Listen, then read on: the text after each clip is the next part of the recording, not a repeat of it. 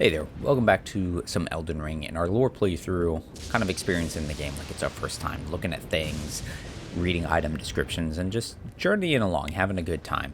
We're outside the gates of Castle Saul, way up in the frigid north. Now, Melina had told us that this was an important place, that there was something to be gained here, and I believe also the archer lady, I have now completely forgotten the name of, Latenna told us that there should have been another half of a medallion here for the secret path to the Halig tree. Alright, we got some lines. Let's see what we can do here. It's going to be a pretty rugged fight. I think we'll be okay, though. Oh, what are you doing for ice breath? Yeah. I think it has some pretty wicked range, too, so we'll kind of keep our distance a little bit. There's only a few places where we really see these type of enemies, right?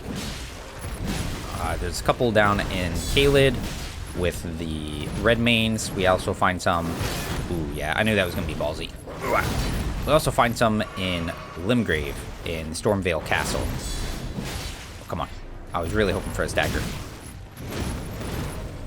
Uh-oh, watch out for the Asperus. Got him caught at the gate. Kind of an annoying place, honestly, because I can't really get in there like this. And now they're both aggroed, and I was hoping to have this one down before I got to the second one. Come on, stagger. Oh, god dang. I'm using this sacrificial axe, which is kind of cool, but it's got absolutely ass range. So I can't consistently hit guys with some of the attacks because its range is so short. One down. Alright, let's go. Uh-oh. How did I do that?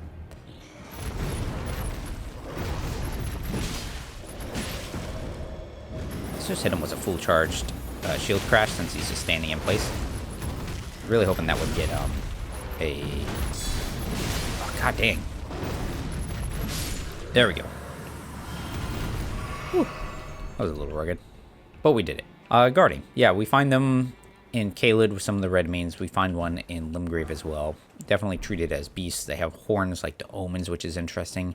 And looking at this place, so there are these interesting banners that are held up. We saw them on the outside too. It's like an eclipse symbol. You can, I mean, right? Well, what else is it? And you see the same thing on the Mausoleum Knight shields. Do I have one in my inventory? I sure don't. But when you see it on there, it has the same emblem picture. You can see it on their shields, and you can spend some time farming it if you want. I know I have to have one. We're going to go get one real quick. It's a metal grit shield painted with a sun in eclipse, carried by the headless Mausoleum Knights. The eclipsed sun, drained of color, is a protective star of soulless demigods. It aids the Mausoleum Knights by keeping destined death at bay. Pretty cool, pretty metal. We gotta travel back now, though. So it was interesting that the eclipsed sun is a protective star. Again, more with the stars and stuff. And it keeps destined death at bay, which is super interesting because to me, with the sun being blocked, to me it draws a parallel with destined death and the sun. And by blocking it, what does it have to be blocked with? The moon, right? And so by somehow blocking it, it keeps destined death at bay. And then, I don't know, there's just so many interesting things that go with it. I mean, eclipses and Miyazaki go back. I mean, it's a big berserk thing, too, as well. So, I mean, it's bound to happen. There we go. Wait, does this work on them? Stay back, beasts. Yeah, that's what I thought. No, but the other thing to note about here, before I get completely derailed. So this place, obviously, is worn down. Everything in the game is pretty worn. There's actually gravestones right there. But, okay. Well, thanks. What a jerk. Everything's worn down, right? It just is. The whole place and all places are just crap. But this place also looks like it's been under a battle, right? Again, it's a fort. There's going to be some barricades, but I mean... Most regular forts, I mean, it is kind of drawn Probably ridiculous parallels that, you know, I probably shouldn't do. But most times, you don't just sit there with barricades at all places. You do in some sections. I mean, at the gates and everything. But still. Yeah, they were ready fighting. They were probably fighting. And there was all the arrows and everything. They fought a battle. And I think it should be fairly telling. There are no soldiers. We've not seen any soldiers yet. We've seen beasts and slugs and a bird. Now, it's a war bird. These wolves are probably maybe trained. They're not dogs, though. They are wolves. There was, you know, those other lion beasts. Those are definitely not just... Oh, let's see. Ghost. Phantoms.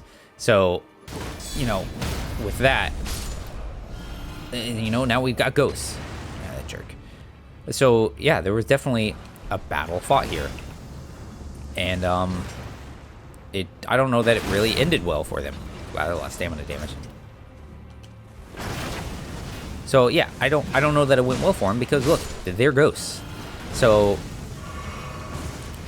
who did they fight?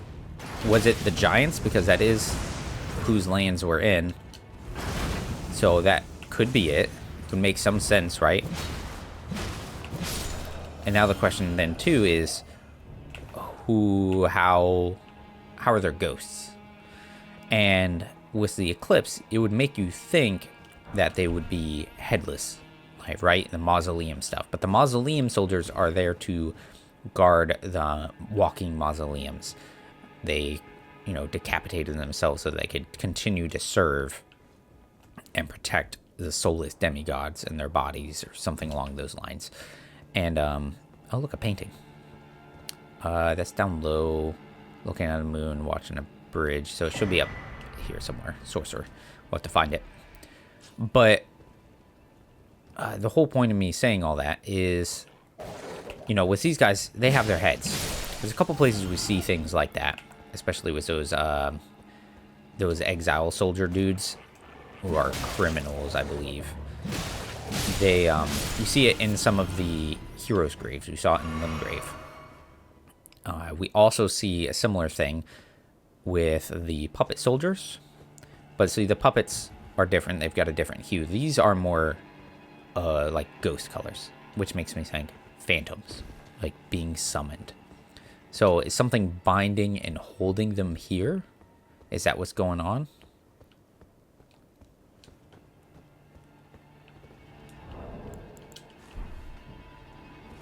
And that they are still here, is it tied somehow to the whole eclipse symbology and holding off destined death?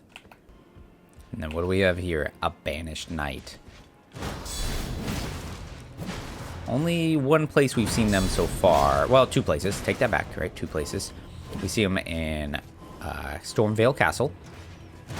We also see some in the Dragon Communion Church in Caelid, which they have dragon symbology on their helmets. There's some of the red cloaked ones that actually use some fired draconic sorceries. And we actually do see some Banished Knight ghosts in the, again, that same hero's grave in Limgrave. So there's some interesting parallels in there. And these guys use, they tend to use various Storm, Ash of Wars. It was Stomps, Assault, and Whirlwind. But we've got ourselves a ghost legendary item, a chapel of some kind with that woman bronze statue pouring something out. It actually kind of looks like she's pouring out that item right there, doesn't it? Yes, it's kind of good. All right. O great sun, frigid son of Saul, surrender yourself to the eclipse. Grant life to the soulless bones. All right, so he wants a frigid sun to give life to soulless bones somehow. I also want to mention the Ice Rind Hatchet, several gifts given by Castle Saul in the distant north, known as a freezing fog. The blade is thought to be the dragon scale, inflicts powerful frost effect. So it seemed like it was a gift to Caria, because we find this outside of Rey Lucaria in one of their sections. Eclipse Shodel. Storied sword and treasure of Castle Saul. that depicts an eclipsed sun drained of color. In Saul, the sight of an eclipse inspires a dreadful awe, preventing an onlooker from averting its gaze. So it's got a unique skill, Death Flare. Set the lusterless sun ablaze with a Prince of Death's flames, inflicting death and when upon foes. It's very cool. It's a cool weapon. I really like it. It's not much use outside of PvP, and even then, the Death Blight it inflicts is pretty minimal. Very sick design, though. The idea of using two of them together and make the full eclipse. Yeah, so storied sword of Castle Saul. So that basically tells us that, you know, there are stories about it. People know about it. It's like, hey, this is a thing. This is kind of a big deal, I guess. So I guess with this castle, they always sort of revered the eclipse in some fashion, and it's a dreadful awe. It's not just a reverential awe, it's dread. It's a thing to be feared, but also, you know, you can say, wow, like that's an amazing sight, but also it's kind of horrifying, right? We're gonna wait for him to shoot, and then we'll jump. Ooh, that's close. Was it worth it for me to do that? I don't think so. We're gonna have to go back up. Now, what's interesting too is that dude, they said, you know, he's asking the frigid Saul, the son of the Saul, frigid son of Castle Saul, the north, to give life to the bones, you know, that eclipse. But see, the other eclipse symbols don't really talk about it giving life. It's just a ward, a symbol of holding off destined death. But maybe it's a ward against destined death because it gives life to bones or something like that. Alright, this is like one of the baddest dudes in the whole game. Until you hit him with a great shield, apparently. Uh-oh, that's a problem. Yeah. Oh, that's what I get. That's what I get. Alright, Broham. I'm back.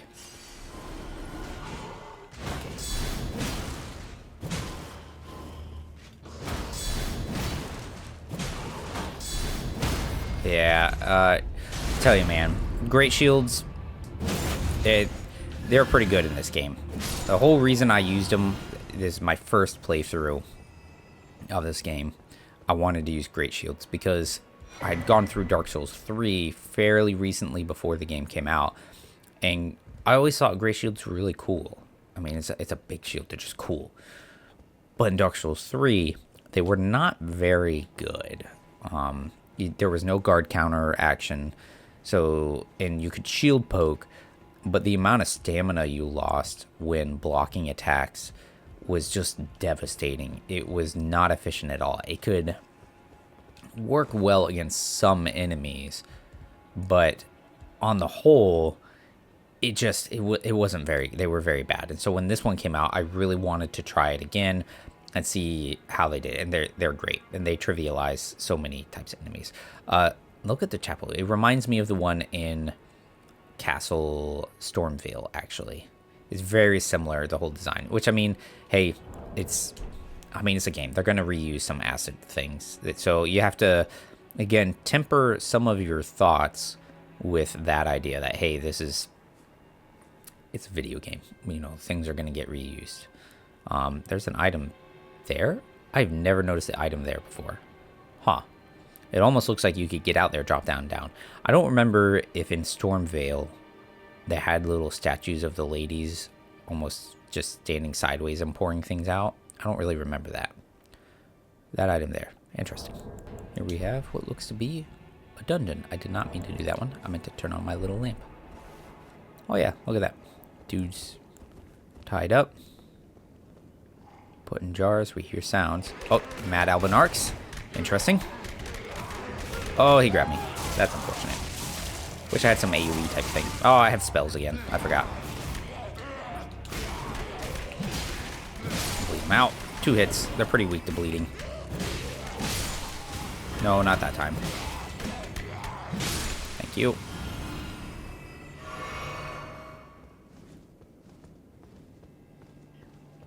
I can hear somebody moving around up there. Oh, maybe his wings? See items. Oh, as an Albinarch. Chop. Oh, that didn't do any damage. Oh, there he goes. Oh, hello. Get rid of him.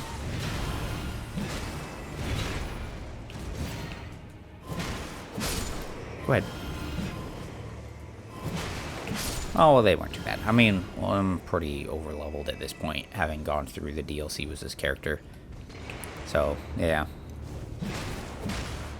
There we go.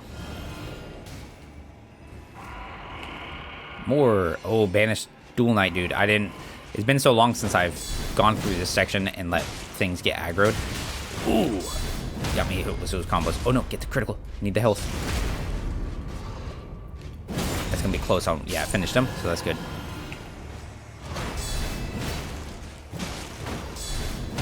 Yeah, there we go.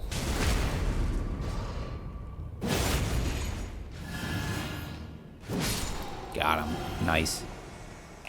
And then this dude. Alright. And here we are, pretty close to the top. Little shortcut right here. Trigger that. Actually, I'm going to drop right here. I think I actually jumped down here previously on accident. No, not quite. Some items right here. Yeah, it's a bummer. I think it caught me on the wrong side. Come on. Oh, damn. Whew. I felt that. Let's get a backstab. Nice. This guy's got the cool armor.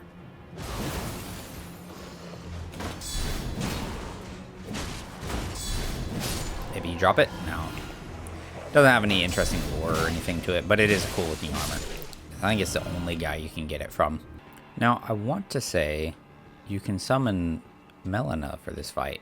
I mean, again, it's been a very long time since I've done it, but I feel like you should be able to. Well, I guess not. So we're just gonna go in ourselves. We're actually gonna go ahead and just use a rune relic because this Runarch, because this can be a pretty rugged fight, and we'll use our Warhawk too. Yeah, let's just.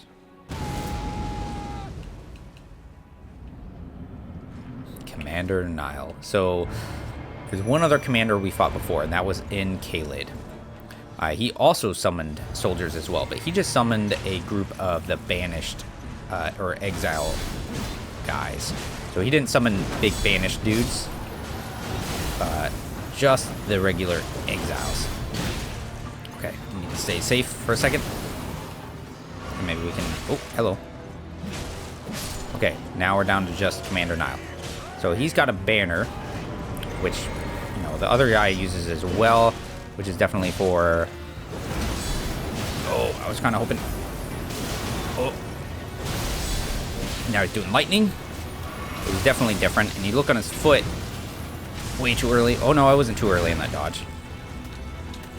But he's got a blade on his foot, which he's using to stomp and do lightning effects. Doing a lot of things like Storm, Ash of Wars, but they're infused with cold and lightning. That worked out. I would like to stagger him. Ooh. The stamina gone. Stagger? Yes. Okay, good. I needed that stagger. Warhawk is just sending him all over the place. Use the time to heal now.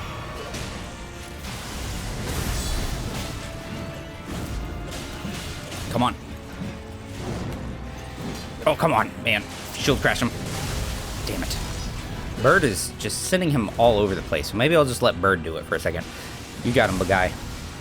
No, it's super interesting. He's the only living dude. And so we can assume the souls of these other soldiers that are around the castle are basically bound to him. He's keeping them active. Good job, Bird. Veterans prosthesis. Now, I wonder who they served. So I've wondered about O'Neill before, and I can't remember what conclusion I got to before, because he's a veteran like this dude. So if we find O'Neill's standard, a commander standard, A beaten red battle standard is furled around this time-worn halberd. Even after his lord was fled, Commander O'Neill continued to brandish this flag in the devastation of the rotten field of battle. Sole veteran who remembers this battle with pride. So I kind of assume he followed Radon. But, I mean, it's also very possible that he did serve millennia as well, you know, because it's not super clear. But I'm kind of with the Radon side right now. But you got to ask the question, are they all serving, like, did they both serve the same person? Or they're just different bands that, you know, enlisted these various commanders and elite veteran knights? Because his armor is very reminiscent of a banished knight. And, I mean, what did he summon? He summoned banished knights. What have we been finding here? The souls of banished knights. So a bladed prosthetic leg enwreathed with the power of lightning. Instead attached to the fist, Commander Niall, veteran of Castle Saul, offered this prosthesis in exchange for the lives of defeated knights held prisoner. He went on to lead these men as an army of no nation. So he was a veteran of Castle Saul, and so he had this prosthesis already, and he offered it up for the lives of the defeated knights that were being held prisoner. So maybe they executed them, and he just kept their souls, and now he went on to lead them an army of no nation. So he brought them back. So I wonder, were they held prisoner in Stormvale Castle? Because that's the one other major location where we see a bunch of, you know, banished knights as well as exile soldiers. Well, you know, it would make sense, right? And so did he... I mean, I guess he didn't serve anybody here because he led an army of no nation. So he was just here. He just resided here. What a view of those clouds and stuff, dude. It's very pretty. That's another walking mausoleum. So we have not seen anything over there before. That is some whole town and a whole stretch of land we haven't seen before, been to. A walking mausoleum. And it's very interesting how, like, that town comes out and there's almost a bridge thing that just steps out into the cliff. And down below, more floating spectral trees. I still really like the shield. I love the design on it. That's the main reason I really like the shield.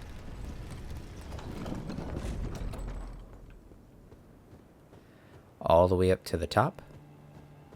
And there's a really good view. The Halig Tree secret medallion left. Lord Mikola, forgive me. The sun has not been swallowed. Our prayers were lacking. Your comrade remains soulless. I will never set my eyes upon it now. Your divine Halig Tree. So, oh, and look right down there. The branches of some tree, which is way further north still. Interesting. So, yeah, so these guys here were serving Mikola, and they were trying to do some prayers to have the sun be swallowed. And I mean, the thing is, though, too, where is the sun? Hidden behind, I guess, the Erd tree, I suppose. But you never really see the sun, right? And so they want it to be swallowed and bring back his soulless comrade. And who could that be? What soulless comrade could that be? And the only person I can think of is Godwin, because, I mean, you have this Shodel, and everything else here is talking about bringing life back to soulless bones and the Prince of Death, and that all ties back into Godwin. So it would make a lot of sense that these prayers are wanting to bring back Godwin. But it didn't work. And now that dude is sad because he'll never make it to the Halig Tree, which belongs to Mikola. There's some gravestones over there on the opposite side of, or I say tombs, not really gravestones. On the opposite side of Castle Saul. I'm probably going to kind of look through here a little bit more because I feel like, I mean, there is a random item that I didn't get on the edge of this section, which I just don't remember being there before. But I feel like I'm missing something, so we're going to go look real quick and see what happens.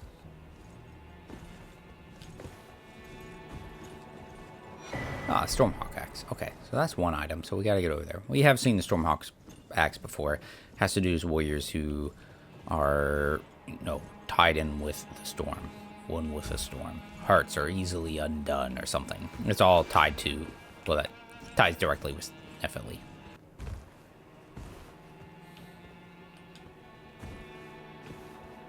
I've never done this before. Why? Kind of wild. I wonder what this is. It's probably something stupid too.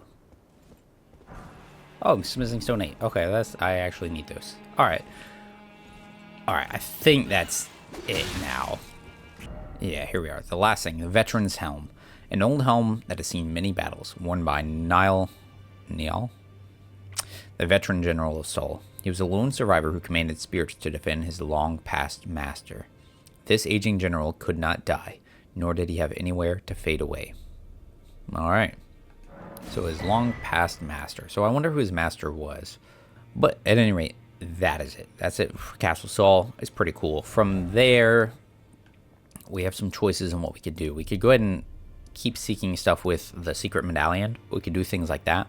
But there is still more things to be had in this whole stretch. I mean, we could keep pushing along here and finish this whole section of the mountaintops. I kind of feel like I want to do that before I take the secret path, because that's going to be a whole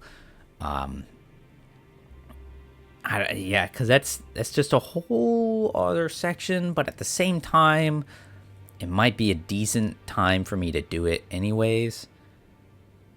I don't know, there's a tree here we haven't been to, minor tree. There's a tower there we haven't been to.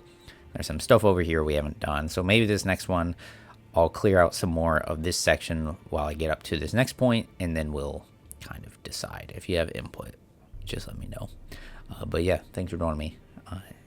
Hope you enjoyed it, and until the next one, take care.